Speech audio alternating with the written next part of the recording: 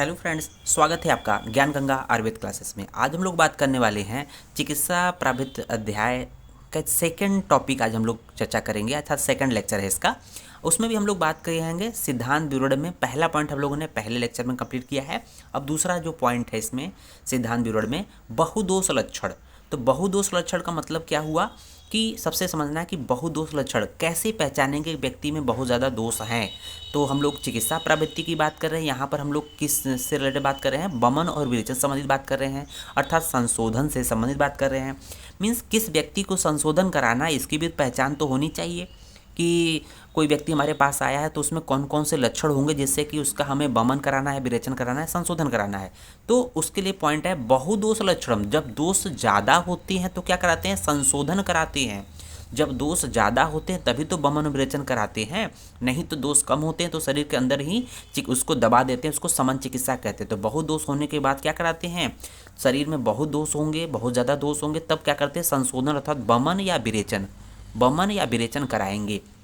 तो बहुदोष लक्षण का मतलब संशोधन योग्य व्यक्ति या अधिक दोष से युक्त व्यक्ति का लक्षण। तो आपको इस रूप में भी आ सकता है, इस रूप में भी आ सकता है कि बहुदोष लक्षण का मीनिंग संशोधन योग्य व्यक्ति, मतलब बमन विरेचन के योग्य व्यक्ति या अधिक दोष से युक्त व्यक्ति का लक्षण। कैसे पहचानेंगे कि बमन का है कि विरेचन का है, या किस इसका संशोधन या बमन विरेचन कराना है?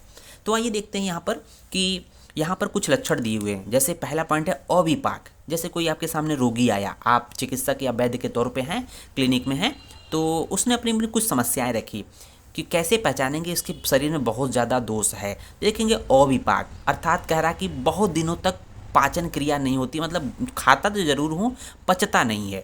दूसरी चीज़ है कि जब पचेगा नहीं तो साथ ही साथ अच्छे से भूख भी नहीं लगती है। तो अरुचि मतलब अच्छे से भूख न लगना, भोजन के प्रति रुचि न होना, ये होता है अरुचि। खाता है बट पाक नहीं होता, साथ ही साथ रुचि नहीं है, बट क्या करे, खाना तो है ही। फिर देखेंगे कि कहता है ना कि स्थौल्य का मतलब क्या हो कि भारीपन, मतलब कि शरीर मोटा हो जाएगा। कहता है खाते कम है लेकिन शरीर ज़्यादा मोटा हो रहा है। एक दो रोटी खाते हैं लेकिन बहुत ज़्यादा शरीर बढ़ता जा रहा है। तो कहीं न कहीं कारण क्या है कि जब कोई चीज़ पाचन अच्छे से नहीं होता है तो बैड फैट का निर्माण होता है। जो गुड फैट होता है, एक बैड फैट होता है। तो वो फैट क्या होता है कि पेट में जाके जमा होता है, ओमेंटम में जाके जमा होगा। तो इसकी वजह से क्या होता है, व्यक्ति मोटा होने लगता है। उसके बाद देखेंगे पांडुता। तो देखेंगे जो व्यक्ति बहुत अच्छे से पाचन नहीं हो रहा है, बहुत अच्छे से भूख नहीं लग रहा है, शरीर में भारीपन है, तो व्यक्ति का जो वर्ण होगा वो चमक नहीं होगी, मतलब पीलापन होगा, तो वो पांडु वर्ण का व्यक्ति होगा। ये दोषों की बहुदोष का लक्षण हम लोग पढ़ रहे हैं कि किसको संशोधन कराना है। उसको देखेंगे शरीर में भारीपन तो बना ही रहेगा। जब स्थौल्य है, मोटा व्यक्ति है, तो उसके शरीर में भारीपन रहेगा। उसके साथ साथ जो इम्पॉर्टेंट पॉइंट है, पिडका कोठ कंडू। पिडका, शरीर में पिडका होंगी, चकत्ते पड़े रहेंगे, खुजली बहुत होगी इसके शरीर में। तो पिडका कोट कंडू इंपॉर्टेंट पॉइंट है। उसके बाद साथ देखेंगे जब व्यक्ति का शरीर भारीपन है, भोजन अच्छे से करता नहीं है, पाचन भी नहीं होता है, भूख नहीं लगती है, तो क्या होगा, व्यक्ति बहुत ही आलसी रहेगा, बिना काम किए थका रहेगा और दुर्बलता शरीर में बहुत ही कमजोरी रहेगी। और साथ ही साथ क्या होगा कि बार बार क्या होगा, पित्त और श्लेष्म का उत्क्लेश होगा। उत्क्लेश मतलब बार बार थूकेगा, मुंह से, मुख मार्ग से क्या करेगा कि पित्त और श्लेष्म बार बार उससे कफ निकलेगा, या फिर जैसे कच्चे डकार, धुएनी, इस तरह की चीज़ें आएंगी। और साथ ही साथ देखेंगे दो पॉइंट है, या तो निद्रा नाश रहेगा, कुछ रोगियों में निद्रा नाश, बिल्कुल निद्रा नहीं आएगी, और कुछ व्यक्ति ऐसे होते हैं जिसमें बहुत निद्रा आती है। तो दोनों कंडीशन होगी। तो निद्रा नाश की भी हो सकती है, निद्रा नहीं आएगी अर्थात बहुत अधिक निद्रा आएगी, ये दोनों कंडीशन होती है। वेरी वेरी इंपॉर्टेंट है बहुदोष लक्षण में। उसके बाद देखेंगे हम लोग क्लैब्य। क्लैब्य का मतलब होता है नपुंसक, अर्थात जो बच्चे जन्म नहीं कर पाते हैं, ये तो नपुंसकता इनमें आ जाता है, क्योंकि फैट के अधिक डिपोजिशन से शुक्र और उससे संबंधित ये चीज़ें दिक्कत आती है। क्लैब्य मतलब हो जाएगा नपुंसक हो जाएगा। और देखेंगे बुद्धि का मोह हो जाएगा, बहुत अच्छे से उसका दिमाग नहीं काम करेगा। उसके बाद अस्वस्थ स्वप्न दर्शनम, जब भी सोता है, बहुत सोता है, तो क्या करेगा, स्वप्न ही तो देखेगा। स्वप्न देखेगा तो बुरे बुरे अस्वस्थ मतलब बुरे बुरे स्वप्न देता है, बहुत अजीब गरीब स्वप्न देखेगा। उसके बाद देखेंगे वेरी वेरी इंपॉर्टेंट पॉइंट हम लोग बात करने वाले हैं, ये पॉइंट है कि ऊर्ध्वम च अनुलोमनम यथा दोषम यथा बलम। मीन्स अगर शरीर में अगर वात है तो देखेंगे ऊर्ध्वम मतलब क्या हो जाएगा, बमन। ऊर्ध्वम का मतलब हो जाएगा बमन, 200 को बम ऊपर से ले जाना है। कि अनुलोमन मतलब हो जाएगा विरेचन, विरेचन। ठीक है। तो यथा दोषम यथा बलम, जैसा दोष हो, अगर कफ का इन्वॉल्वमेंट है तो देखेंगे अगर कफ का इन्वॉल्वमेंट है तो यहाँ पर हम क्या कराएंगे, बमन, बमन कराएंगे। तो ऊर्ध्वम की बात करते हैं, ऊर्ध्वम, ऊर्ध्व मार्ग से बमन कराते हैं।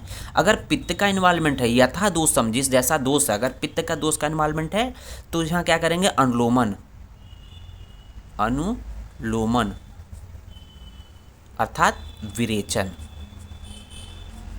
यथा बलम, जैसा बल होगा उसी के अकॉर्डिंग हम लोग उसको विरेचन या बमन कराएंगे। तो ऊर्ध्वम च अनुलोमनम यथा दोषम यथा बलम, व्यक्ति में जैसा दोष और जैसा बल होगा प्राणी का उसी के अनुरूप बमन या विरेचन कराते हैं। तो ये आपके बहुदोष के लक्षण है, अर्थात जो संशोधन योग्य व्यक्ति होता है उसके लक्षण है कि किसको संशोधन कराना है, उसको बमन कराना है, उसको विरेचन कराना है या संशोधन नहीं कराना। तो ये इसके बारे में बात यहाँ पर की गई है। इसके बाद हम लोग बात करते हैं संशोधन के लाभ। जो तीसरा पॉइंट है, हम लोग सिद्धांत विवरण में जो तीसरा पॉइंट देखेंगे, संशोधन के लाभ। तो संशोधन के लाभ का मतलब कि जो भी बमन विरेचन कराते हैं उसके क्या रिजल्ट्स आएंगे। अगर सही मायने में उसका बमन हो जाए, विरेचन हो जाए, सम्यक बमन विरेचन हो जाए तो उसके क्या लाभ होंगे, क्या बेनिफिट्स होंगे। तो यहाँ पर हेडिंग है बेनिफिट्स ऑफ संशोधन, या अर्थात संशोधन के लाभ या संशोधन के फल क्या होंगे, या उसको हम लोग रिजल्ट बोलते हैं। तो जैसा कि जानते हैं, तो अगर किसी व्यक्ति को, अगर संशोधन का मतलब बमन विरेचन, बमन विरेचन अगर कराते हैं अर्थात उसकी कोष्ठ की शुद्धि हो जाती है। बमन विरेचन का मतलब क्या हो गया, उसकी कोष्ठ की शुद्धि हो जाएगी। जब किसी की कोष्ठ की शुद्धि हो जाएगी तो उसके क्या क्या लक्षण आएंगे उसके बारे में देखेंगे। तो यहाँ पहला पॉइंट है काय अग्नि अभिवर्धते, अर्थात काय अग्नि का मतलब हो जाएगा शरीर की अग्नि, अर्थात जठराग्नि, जठराग्नि, जठराग्नि क्या हो जाएगी, बहुत तीव्र हो जाएगी, अच्छी हो जाएगी अपनी जगह पे। फिर देखेंगे व्याधेयश्च उपशांति, जो भी व्यक्ति को रोग रहता है, संशोधन से पहले जो रोग होता है, रोगों की शांति, रोग शांत हो जाएगा। ठीक है, स्वाभाविक बात है, संशोधन कराते हैं कि हम लोग संशोधन जन रोग होते हैं वो शांत हो जाएंगे। फिर देखिए प्रकृतिश्च अनुवर्तते, उसका प्रकृति निर्धारण हो जाएगा, प्रकृति का जिस जो प्रकृति का रहेगा वो एज इट इज बनी रहेगी। उसके बाद देखेंगे हम लोग इंद्रिय मन बुद्धि बल वर्ण निर्मल, तो व्यक्ति के क्या हो जाएगा, इंद्रियां। हम लोग देखते थे ना कि ये सब चीज़ें संशोधन के या फिर बमन के अब मतलब कि देखा था कि इसमें क्या है, इंद्रिय मन बुद्धि और वर्ण, व्यक्ति का वर्ण क्या हो जाएगा, निर्मल हो जाएगा, प्रसन्न हो जाएगा, इस तरह की चीज़ें हैं। तो देखिएगा बल पुष्टि, बल और पुष्टि, शरीर में क्या होगा, संशोधन हो जाएगा। तो व्यक्ति खाएगा पिएगा तो अच्छे से पाचन होगा, हर एक चीज़ होगा तो उसके बल बढ़ेगा, शरीर में पुष्टि होगी, अर्थात शरीर उसका दुबला पतला होगा तो उसका शरीर हेल्दी हो जाएगा। उसको देखेंगे अपत्यम, अपत्य मतलब संतान की प्राप्ति होगी। संशोधन से क्या होता है, अपत्यम, वेरी वेरी इंपॉर्टेंट है अपत्यम, अर्थात संशोधन कराने से होता क्या है कि जो अभी आपने देखा था कि बहुदोष की कंडीशन में क्या था, क्लैब्य था, नपुंसकता था। अब बहुदोष है, इसका मतलब उसको संशोधन कराएंगे तो क्या हो जाएगा, बहुदोष है, इसका मतलब जिसको संशोधन कराना है तो वो उस नपुंसक होता है, उसके बच्चे पैदा नहीं होते हैं, बाज जिसको बोलते हैं। तो लेकिन अगर यही कह रहा है कि अगर संशोधन करा दिए तो फिर क्या होगा, अपत्य अर्थात संतान की प्राप्ति हो जाएगी। वृषता, वृषता का मतलब क्या है, मैथुन शक्ति में बहुत तेजी से वृद्धि होगी, संशोधन के फायदे हैं। तो संतान की प्राप्ति होगी, साथ ही साथ मैथुन जो क्रिया होगी उसकी तीव्र हो जाएगी। उसके बाद देखेंगे हम लोग जरा कृच्छेड़, जरा कृच्छेड़ लभते, अर्थात जो बुढ़ापा होता है देर से आता है। तो व्यक्ति जब स्वस्थ रहता है ना तो उसके चेहरे पे, उसके शरीर पे जो वृद्धावस्था जन चेंजेज होते हैं बहुत देर से आते हैं। जरा कृच्छण लभते चिरम जीवंत आमय, और व्यक्ति पूरे जीवन भर निरोगी काया से जीता है, अर्थात रोग रहित जीता है। तो कुछ इस तरह से संशोधन के लाभ हैं, ये रिजल्ट्स हैं। इसके बाद देखेंगे हम लोग चौथे पॉइंट के बारे में बात करेंगे कि संशोधन का महत्व क्या है, इंपॉर्टेंस ऑफ संशोधन, अर्थात संशोधन की जो चिकित्सा की जाती है अर्थात बमन विरेचन की जाती है उसकी क्या इंपॉर्टेंस है। क्यों करते हैं, उससे क्या फ़ायदे होते हैं, कहीं ना कहीं इसकी इंपॉर्टेंस है, श्रेष्ठता की बात कर रहे हैं हम लोग के बुक में हम लोग को किस पॉइंट से मिलेगा, संशोधन चिकित्सा की श्रेष्ठता। आप जब देखेंगे चरक सूत्र 16वें का 20 नंबर का श्लोक देखेंगे तो यहाँ श्लोक पॉइंट क्या दिया है, हेडिंग संशोधन चिकित्सा की श्रेष्ठता, अर्थात उसकी संशोधन की क्या श्रेष्ठता होती है, क्यों श्रेष्ठ है, उसके बारे में बताया गया है। तो देखेंगे यहाँ पर श्लोक है जो कि वेरी वेरी इंपॉर्टेंट है, आपको इसको याद रखना चाहिए, इसलिए मैंने श्लोक लिखा है पूरा, इसके टर्म नहीं लिखे, पूरे श्लोक लिखे हैं। चरक सूत्र 16 का 20वां नंबर का श्लोक याद रखिएगा। दोषा कदाचित कुप्यंती जीता लंघन पाचने। तो यहाँ पर ये बोला गया है, देखिए चिकित्सा दो प्रकार की होती है, एक तो शमन चिकित्सा होती है, एक संशोधन चिकित्सा।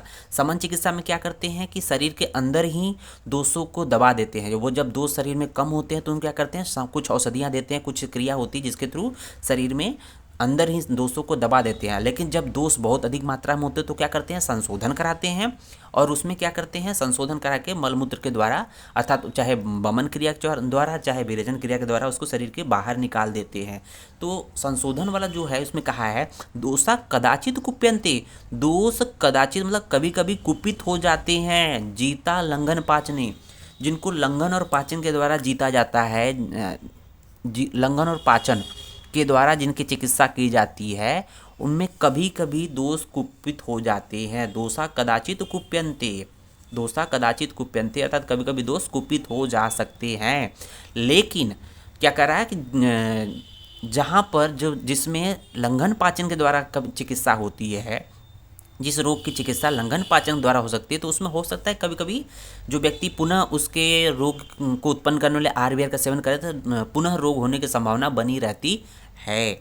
लेकिन जीता संशोधनैर तू न तेषां पुनरुद्भव, न तेषां पुनरुद्भव, अर्थात जब संशोधन जीता संशोधनैर तू, अर्थात जब संशोधन के द्वारा चिकित्सा अर्थात वमन और विरेचन के द्वारा जब चिकित्सा कराते हैं तो कह रहा है न तेषां पुनरुद्भव, तो रोग का समूल नाश होता है, कभी भी रोग के उत्पन्न होने की संभावना नहीं रहती है।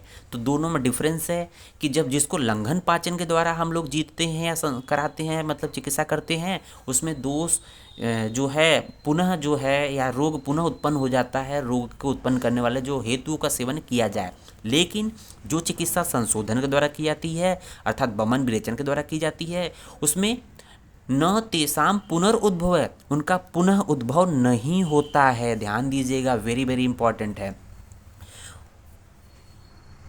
इसके बाद देखेंगे यहाँ पर उसी हेडिंग के अंतर्गत हम लोग को एक पॉइंट और लिखना होता है कि संशोधन की जो चिकित्सा होती है उसमें एक उपमा दी गई है। संशोधन की श्रेष्ठता, जो संशोधन चिकित्सा की श्रेष्ठता है, इंपॉर्टेंस है, उसमें एक उपमा दी गई। उपमा मतलब उसकी तुलना किससे की गई है, उसकी तुलना की गई है कि जैसे रोग होता है, देखेंगे रोग होता है, रोग का कारण क्या होता है, दोष होता है, दोष की वृद्धि। उसी तरह से जो वृक्ष होता है, कोई भी वृक्ष होता है, उसका जो मूल होता है एक तरह से क्या है, मूल मतलब कारण क्या है, उसका जड़ है, जड़ या मूल होता है, रूट होता है। तो कहीं ना कहीं वृक्ष का संबंध जड़ से होता है, रोग का संबंध दोष से होता है। तो उसमें बोला है कि जिस प्रकार से किसी वृक्ष के जो रूट होते हैं अगर उसका नाश न किया जाए, अगर मान लीजिए आपने यहाँ से कट कर दिया तो यहाँ से कट करने के बाद भी पुनः इसमें से ये पत्तियाँ आ सकती हैं, पुनः ये रोग मतलब वृक्ष हरा भरा हो जाएगा अगर हम लोग जड़ को न काटे तो, जड़ को एज इट इज रहने दे। उसी तरह से तो देखेंगे दोषाणाम च द्रुमाणाम च मूले अनुपते सति रोगाणाम प्रसवानाम च गताम नाम गतिर ध्रुवा, अर्थात जिस प्रकार से किसी वृक्ष के मूल को न काट कर सिर्फ उसके टहनियों को काट दिया जाए, उसके तनों को काट दिया जाए तो पुनः वृक्ष हरा भरा हो जाता है। उसी प्रकार से किसी रोग के उसके दोषों को के मूल को, दोषों का मुख्य कारण को शांत न करके सिर्फ उसकी ऊपर से चिकित्सा कर दिया तो पुनः रोग होने की संभावना होती रहती है। तो ये आपका संशोधन का इम्पोर्टेंस है, संशोधन की श्रेष्ठता या चिकित्सा में उपमा तुलना की गई है। तो ये आपको श्लोक जो है संशोधन की श्रेष्ठता इम्पोर्टेंस को ये पॉइंट याद रखना है।